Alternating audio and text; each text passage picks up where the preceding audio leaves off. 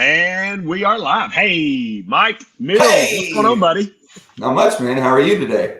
I don't know why I feel like I need to start it like a radio. Like, hey, this is Wolfman Jack coming to you on 102.9. Well, you're really old, and that's what you're used to. So, it's understandable. Yeah, radio. Yeah. Radio, isn't radio the same thing as a podcast? Like a talk show? Yeah, basically. You're just, it's two people talking, chit-chatting about whatever, and, you're listening, cruising down the road on your way to work or on your way to Starbucks. So, yeah, it's kind of the same. Why'd you go fuzzy all of a sudden? I zoomed in. It's autofocus.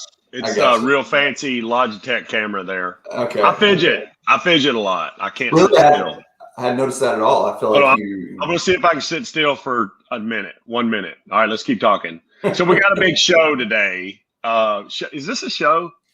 I think it's a little bold calling it a show. I think at this point we're just still trying to just see if anybody gives a damn, to watch us talk. Probably not. First of all, we have. Oh, sorry. Go ahead. No. I just said probably not. It's probably more self-indulgent than anything else. But well, we have. First of all, we need to apologize to Sandy Grist.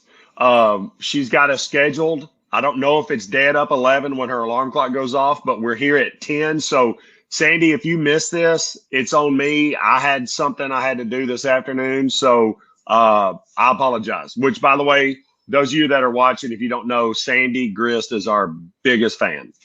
Right. For sure. Maybe our only fan. No, my mom. We're not only fans. Is your big appointment? I feel like it involves golf. Is that an accurate statement? Yes, that's all I needed to know. Yes. Okay. Well, it's a fundraiser. Sure. It's a fundraiser. I'm not just going to play golf. And by the way, Yeah. Sandy is here. She's letting us know that she is watching. Good news. Okay, thanks for coming. So is your golf tournament like a one-man marathon that you've been talking about? Are you going to be in a one-man golf tournament? No, one man golf tournament. I will finish first and last. Okay. No, but we do have breaking news. For those of you that have heard of the one-man marathon, which is my nephew, Christian Reed. We'll flash it up here. The big news is it's going to rain. It's going to rain tomorrow, Saturday at 6:30 in the morning till pretty much all day. So we have pushed the one-man marathon back to Sunday at 6:30 a.m. for obvious reasons. Okay, so a couple things. It's going to be raining. And running 26.2 miles kind of stinks anyway, right? It's not fun. It's hard, whatever. But with wet feet and blisters and whatnot, it makes it harder. And rescheduling a one-man marathon is super simple. Can you explain why, Mike? What is the glaring answer?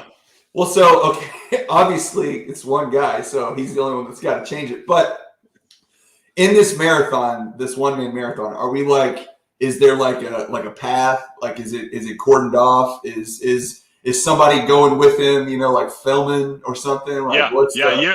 Feel free to tune in between 6:30 and about 11 o'clock on Sunday.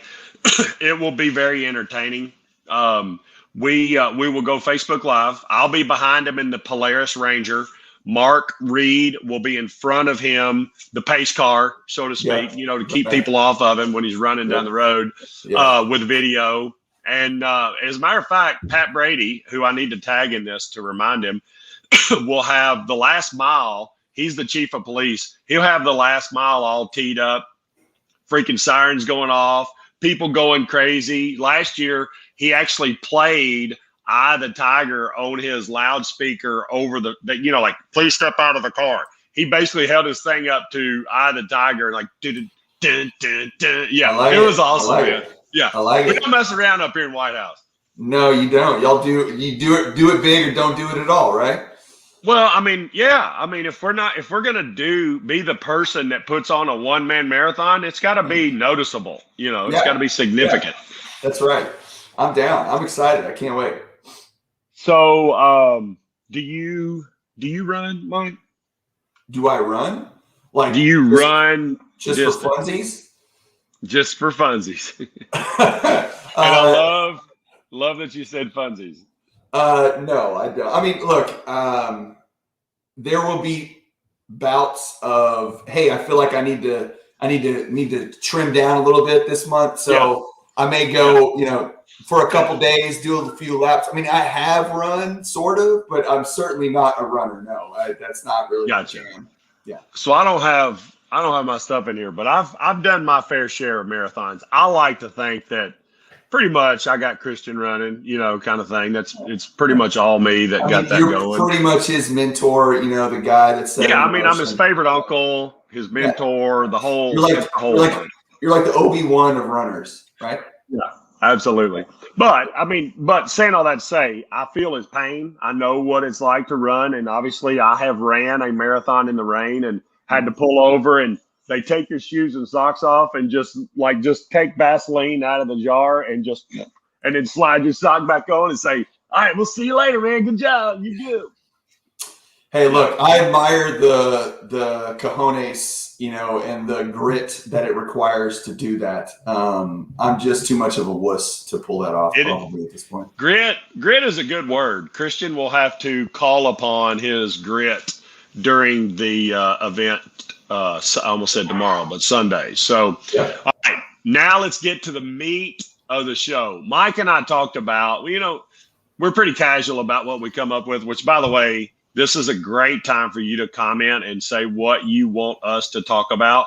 At the end of the day, it is going to be, some stuff that's nominal and then some stuff that I think you really want to hear about, and then some funny stuff that you may, obviously Sandy wants to hear about it, So Mike, what did we come up with today? Why did we come up with our topic today?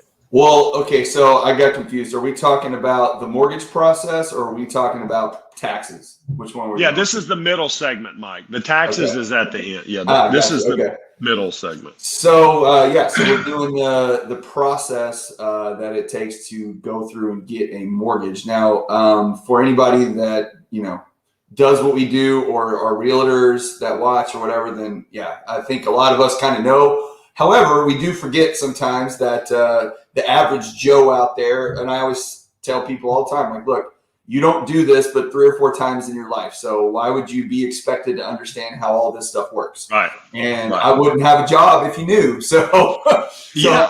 My job is to help you understand how it works and walk you through it and make sure you're clear on everything. So that way, when you get to the end, you get to sign your paperwork with a big smile on your face and get yourself a new home.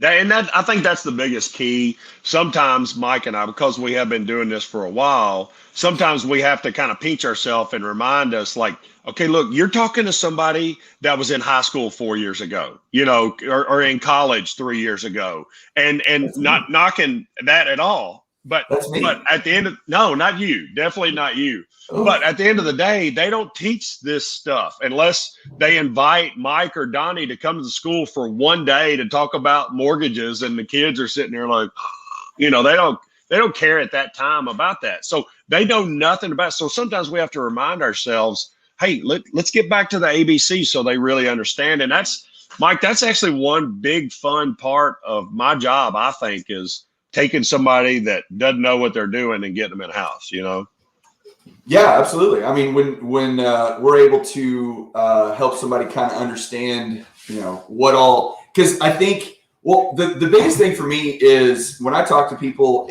there is a certain level of this is going to, not from me, but from them, like this is going to be really hard. And when we go through and kind of explain what we're doing and why we're doing it and whatnot, it's really not that hard. It's not that difficult. There's a lot of pieces, to it. There's a lot of steps, but just the general, can I buy a house, and what does that look like?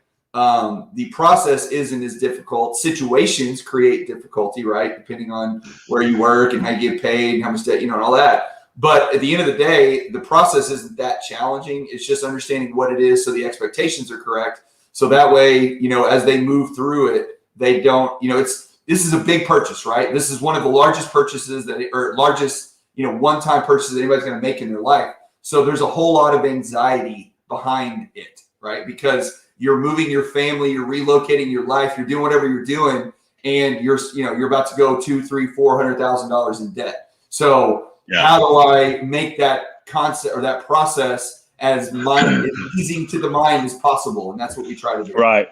And I think that's part of what we do on a regular basis is find ways to make it easier for you. Like back in the old days, we always had to get your tax returns. Well, there's certain people based on how they are paid, excuse me, how they're paid, that we don't have to have tax returns. So every little thing we can do to make it easier for you is creates more of a smiley face. Like, oh my God, there's nothing better when they said it was so easy, like, that kind of deal. And you've always got the person that, don't have their login to get their pay stubs, or stuff like that. So there's always that seems to that person like it's harder than normal.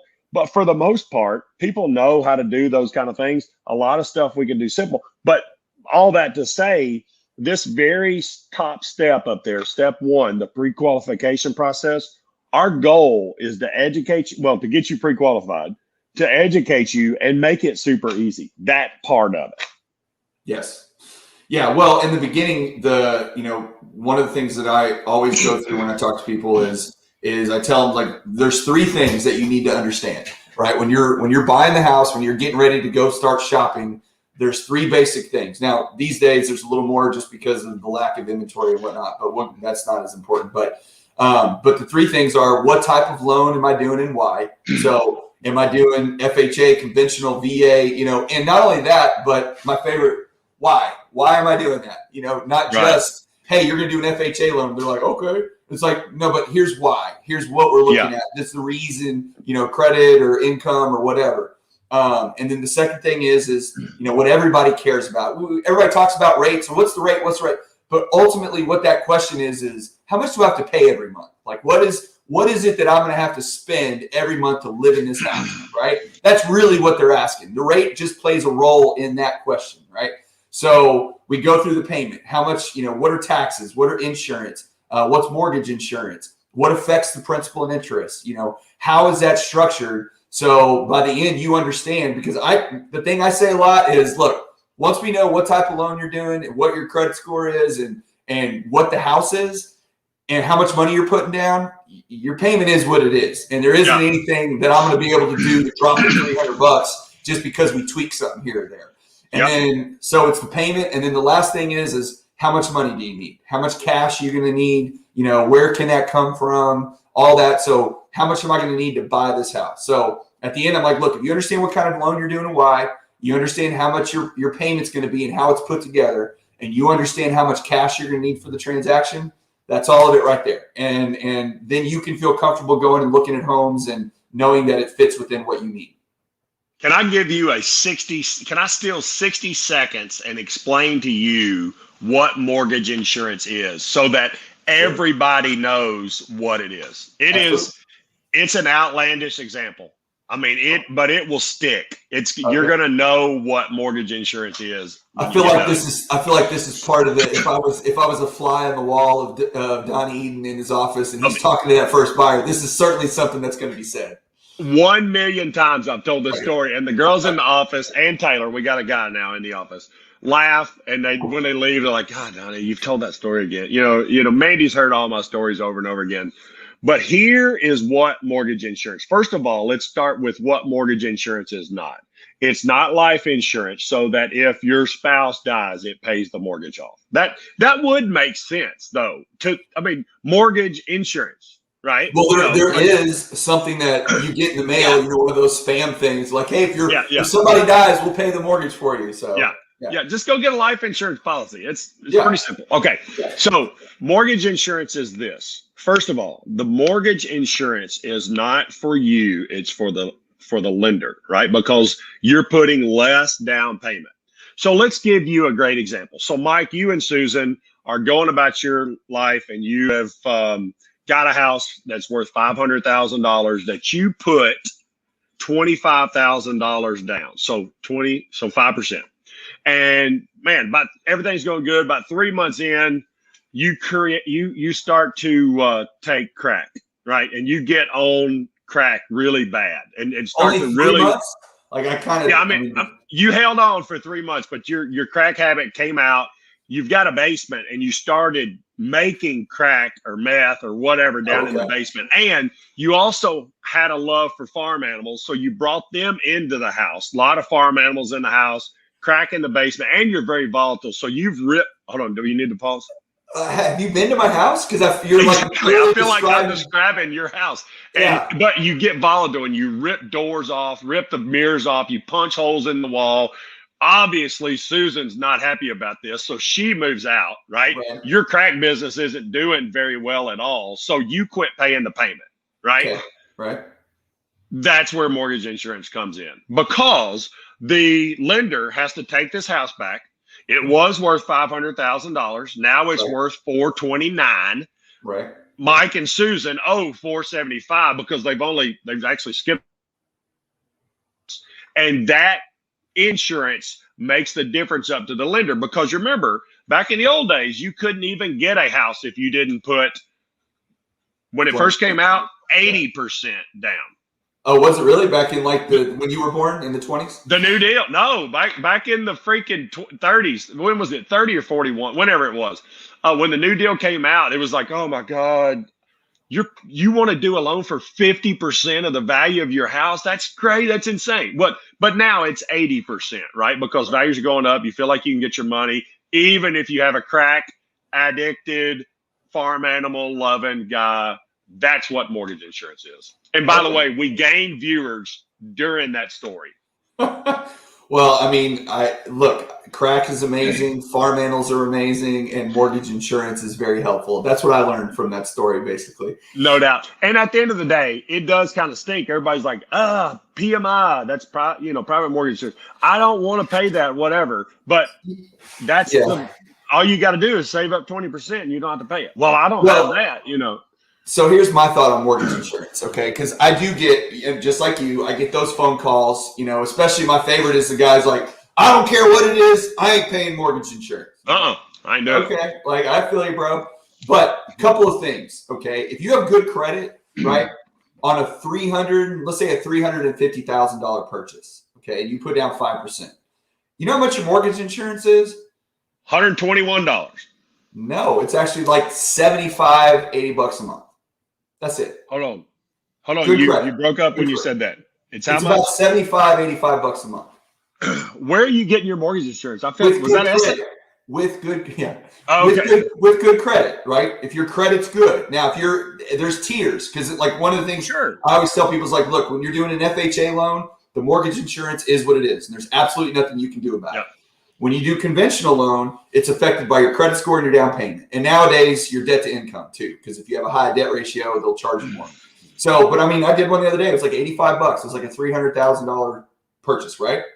So it's not very expensive, number one, right? It's relatively cheap. And then you'll have people like, well, I want to do the second lien. I'm like, okay, so you're going to do a 5% down and then a 15% second lien at 6% interest or 5% interest. All right, so now you're going to have two mortgage payments for your one house only because that mortgage insurance, I don't pay that. That's not what I do, right? Now, here's the flip side of this. What's the market appreciation been on average? We talked about this a couple weeks ago. I mean, 10% a year is what it's been the last couple of years. Right? So how long do you absolutely have to pay mortgage insurance, no matter what? Well, first of all, Sophie actually just asked that question. How do I get my PMI off? Right. So first of all, it's 80% when you start. A conventional loan is 78% once you get to that place. But still, to your point, you're chipping away every month with a payment, right? You're appreciating 10%. I mean, in essence, 2 or 3 years.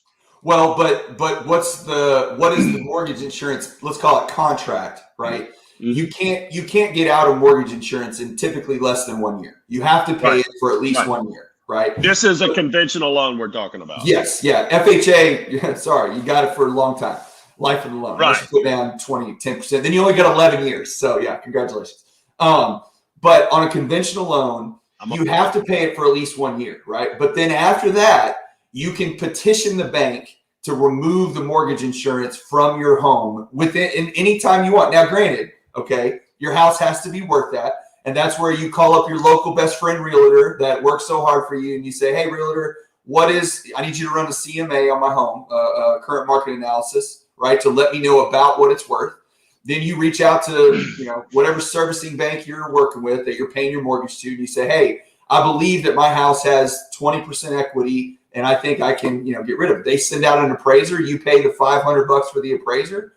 And if the house appraises for 20% more than what you owe for it or whatever, then mortgage insurance goes away. And me personally, in the last 3 houses that I bought over the last, say, let's call it 12 years, in each one of those instances, I put down the minimum, which was 5%, and I got rid of the mortgage insurance in less than, one of them was about 4 years, but everything else, especially the last 2, in less than 3 years. Now, granted, in my situation, we did some renovations and a few things kind of, help the value a little bit more than just market appreciation and paying down the loan. But at the end of the day, you can get rid of the mortgage insurance quickly with a conventional loan if the right circumstances present themselves. I love it. Hey, real quick, is anybody else seeing Mike every now and then do a little blip with his connection? Just comment in the comment screen. But no, yeah, absolutely. It's one of those things that it's a necessary evil in the beginning, right? And I say evil, they talk about it like that, but really the lender, the investor's doing a favor, right? Doing you a favor by loaning you money, even though you don't have 20% down. But that's what our job is, to find the perfect fit for you. So when you pull up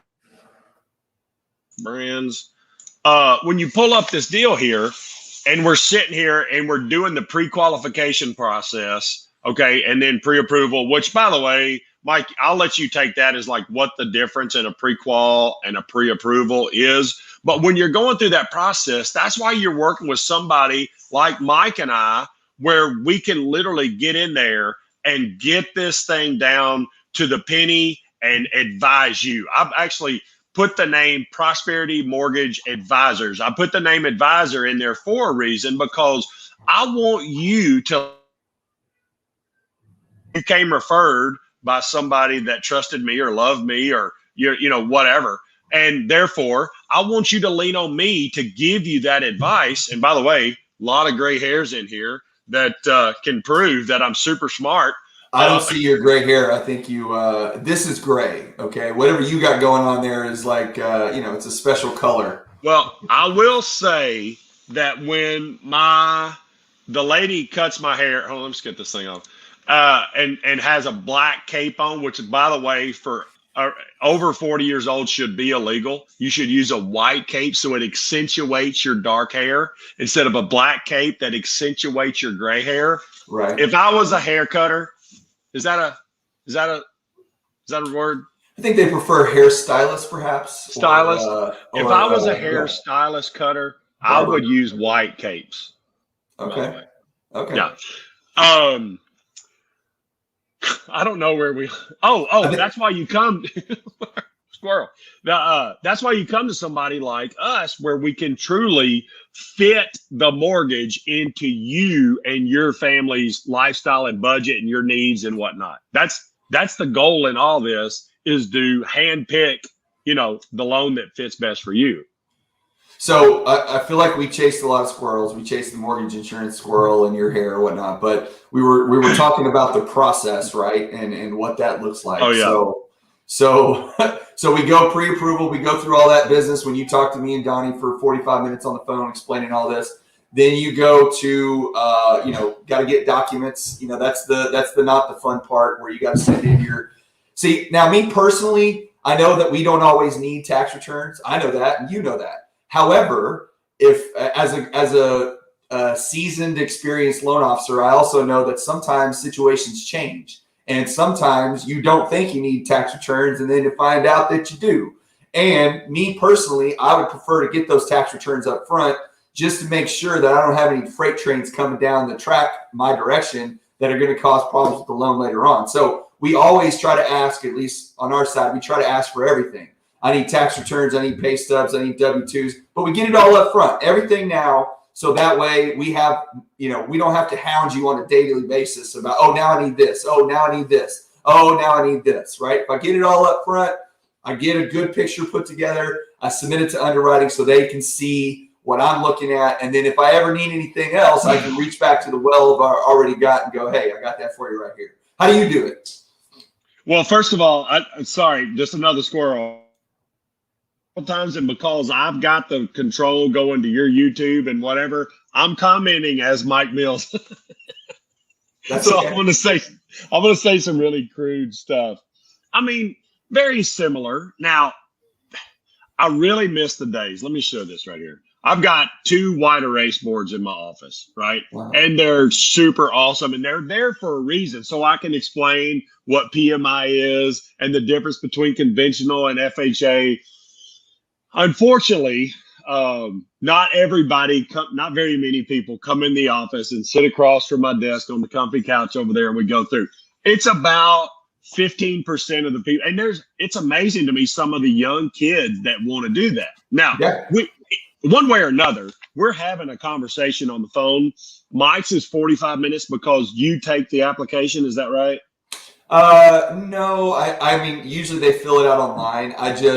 My concept is that if I explain everything in one shot and we go through it all and you understand it, then our conversations after that are pretty limited, only because, you know, they're comfortable. They know what's going on. So they just call for basic I stuff. agree with all that, except I'm just better at explaining it faster and, you know, cut out all the fluff. Right. So mine's not 45 minutes, but it could be somewhere between 10 and 30, you know, depending on questions and whatnot. Sure. But it's the exact same thing, Mike. You know, they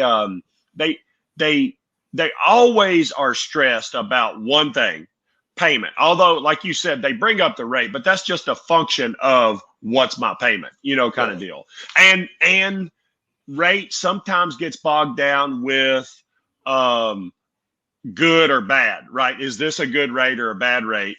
And Mike and I can show you 1,000 examples of a situation where the rate may be higher, but it's a better product for you, because in his example, you're putting less down, you're going conventional, your PMI is low, your rate with FHA would be lower, but your PMI is higher there, and therefore your overall payment's higher. So that's why you're here and not on a computer buying a mortgage like it's a waffle iron, you know. Blockchain. So,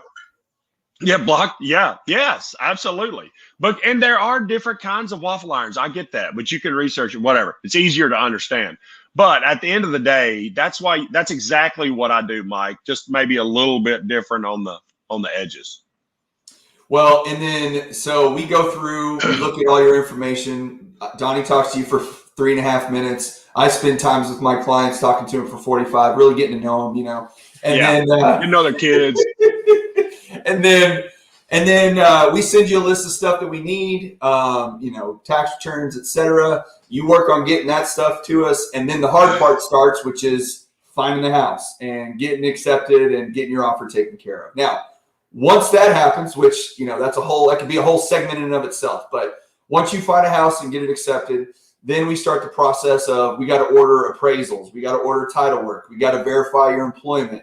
We got to check your tax transcripts with the IRS. We got to get your insurance. You know, there's all kinds of pieces. And unfortunately, as the lenders, we're kind of like the middlemen, right? We're calling the title company saying, hey, we need you to do this. We're calling the appraiser, hey, we need you to do this. We're calling the insurance company, hey, we need you to do this. So we're like the ringmaster in the circus, trying to get everybody on the same page, because we all have a target date we got to hit to get you to closing, so everybody feels happy and good.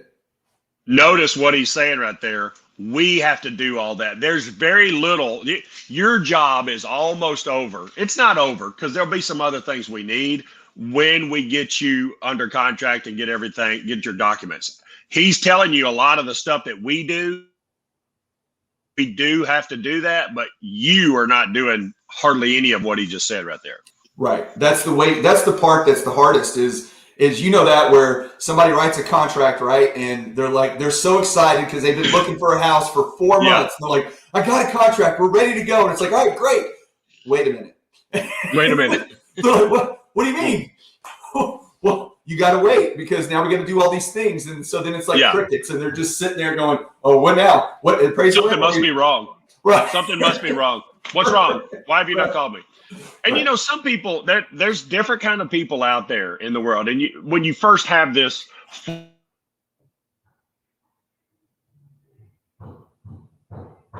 what person you're dealing with, right? But there are some people that literally say, "Hey, man, I hope I don't hear from you till closing," right? And then there's the worry wart, and it's okay if you are. My wife is one, right? Yeah. If you could see the notes that she leaves me when she goes out of town to remember to feed the dogs and make up the bed and all that stuff. That's necessary. I think that's a pretty necessary thing for you. Yeah, you got to keep me in line. But if you are, we find out real quick. And if you need a phone call every day to tell you that we still don't need anything from you, Sure. we're going to do that. It's pretty simple. We could send. Sophie loves sending text. She's like, she's early 20s. That's her thing. She might even get on Snapchat with you and just, hey, no new news today, but everything's going good. If you need that, we will absolutely do that. And quite frankly, there are some people that need, and most of them won't even wait on the daily text. They'll go ahead and call us, whatever. Yeah. But that's okay. We love talking to you. That's why we're here. I say people apologize all the time for calling me back again. I'm like, man, that's my job. That's what I'm here to do. Yeah. I'll shut my mower off at 6:30 at night while I'm mowing to talk to Mr. So-and-so about this house that's really important to him, because I know it's super important to him. Well, yeah, it's a massive decision. And again, like I said in the beginning, our job is to make it as easy and painless as we can. There's limitations on how much you can do that, but at the end of the day, that's what we're trying to do. And a lot of that just has to do with ease of, putting minds at ease. Hey, everything's okay. It's always funny to me, the people that have the best situation, the best credit, the best debt to income, everything's perfect, right? It's no problem. It's going to be easy peasy. Those people are like, okay, what do I need to do? Am I on time? Am I get it? And then the ones that here's my spreadsheet on color coded. Yeah. Right. And then the ones that maybe are a little bit more challenged in certain parts of the loan are like, it's no problem, baby. I got this in the bag. I got this. I got money in the bank, man. Right. I got more where that came from. Right. So it takes all kinds. But so then, yes. Go ahead. Yeah, I was going to say, and so really, we come out of underwriting. We may need a few things from you, but ultimately, we go to one of the best days of your life. I hesitated because you got kids, married, whatever. But buying a house is super important. Sure. You show up to close, and all you got to do is sign your name and maybe bring a check or wire beforehand or whatnot. But no, maybe a little check. But at the end of the day, that is the process. And ultimately, our goal today was to remember that not everybody does this every day like we do. So we wanted to kind of explain it. And hopefully we got that across to you. I think we did a really bad job of that. No, there's no doubt. I mean, we're two mostly ignorant humans. Well, so let's do something so fun. That's it? That's all you got to do? Okay, I guess that makes sense, maybe. Let's do it. It's way more simple when we talk to you on the phone. So just call. That's what you're. Yeah, just call us. We'll make it happen. All right, so let's change gears. I went to see the tax man yesterday. Okay, tax man, girl, whatever. And I mean, I had to write a check. Okay, let's get that out. Let's rip that off. I actually called Mike and was licking my wounds a little bit. And we started talking about it. I was like, well, I mean, when I write this check, I know it goes to the IRS, and then what happens then?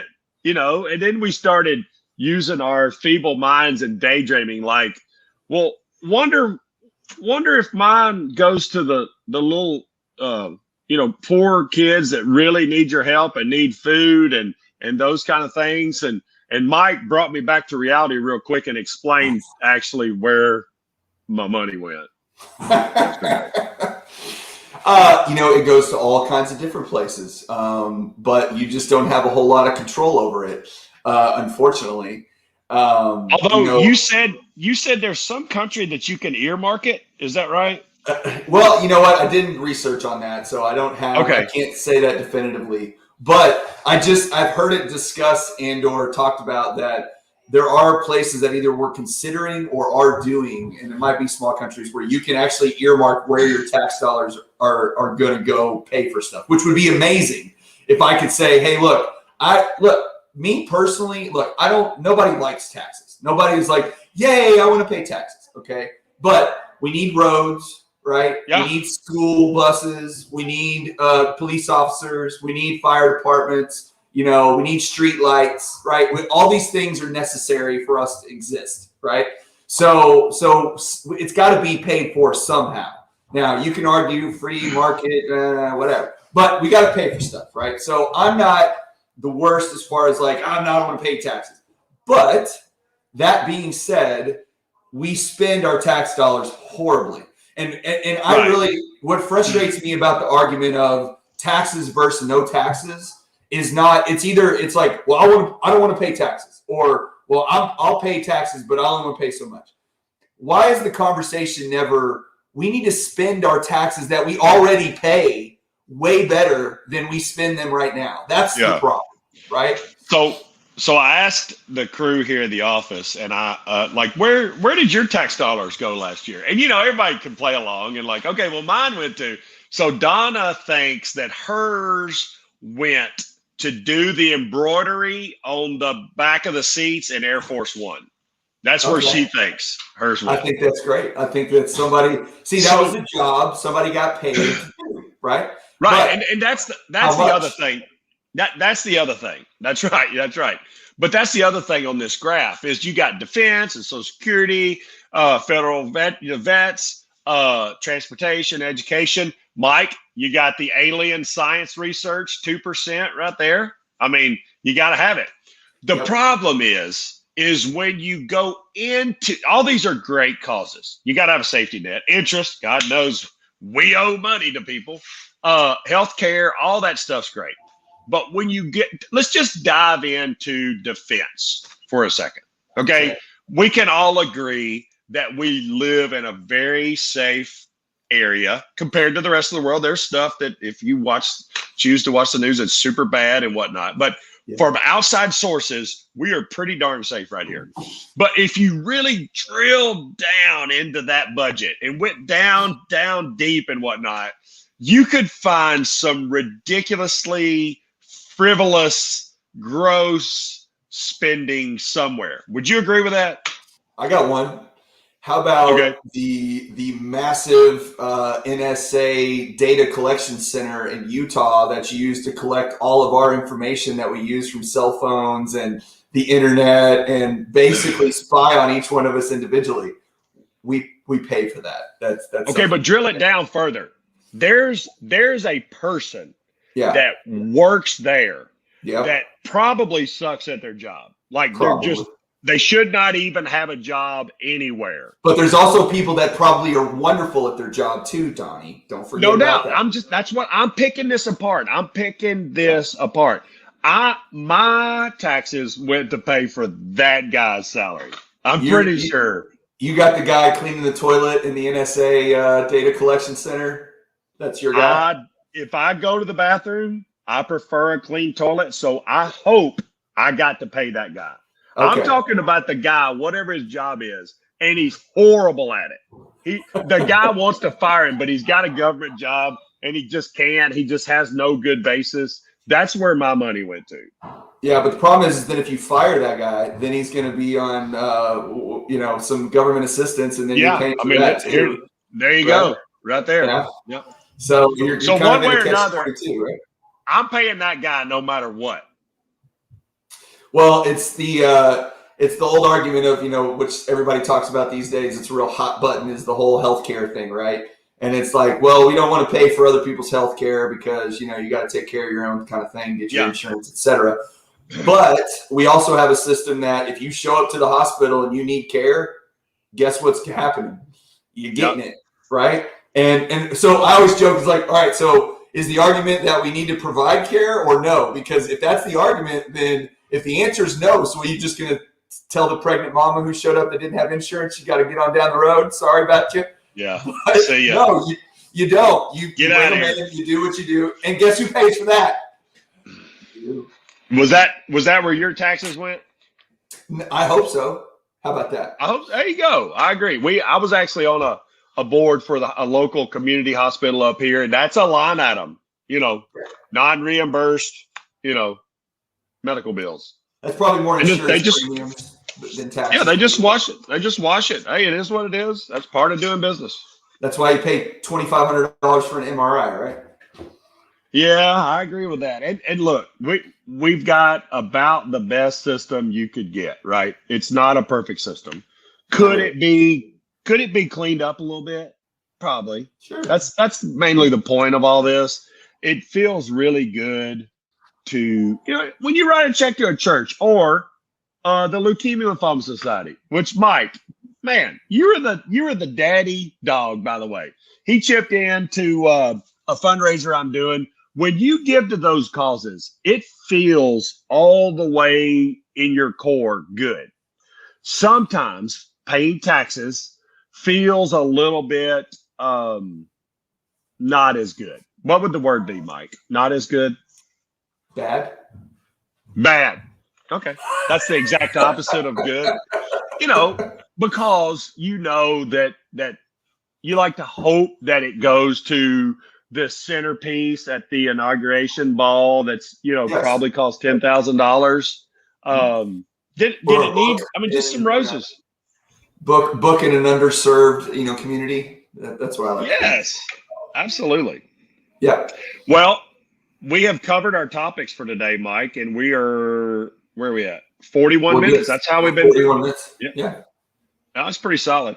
Any parting shots? We need something like that, a little segment at the end. No, I don't think so, man.